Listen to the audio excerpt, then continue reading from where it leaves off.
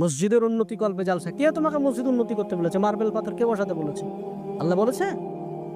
মানুষের ইমান নেই, নামাজের সংখ্যা নাই, মসজিদে টাইলস বসাতে হবে, এসি বসাতে হবে, কে বলেছে?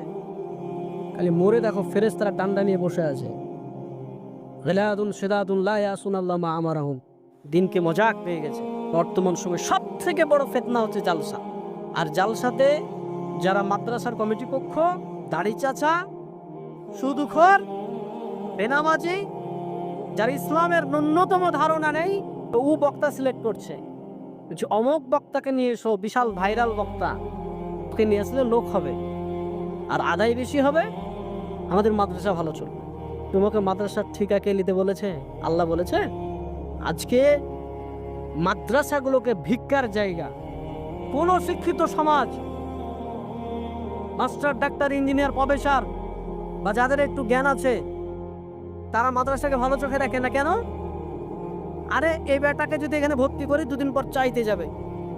বেটা তুমি ভিক্ষা চাওয়া শিখাও।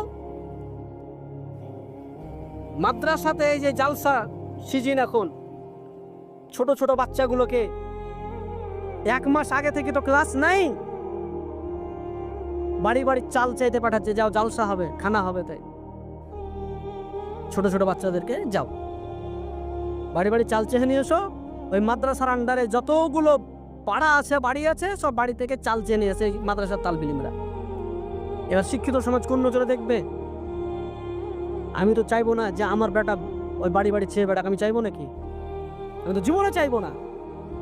আল্লাহ রাসূল বলছেন, উত্তম হাত যেটা দিল এটা হচ্ছে উত্তম, আর যেটা নিল এটা হচ্ছে অরুত্তম। আরে মুসলমানরা তো দেয়, আর তুমি ভিক্ষা করা শিখাচ্ছ।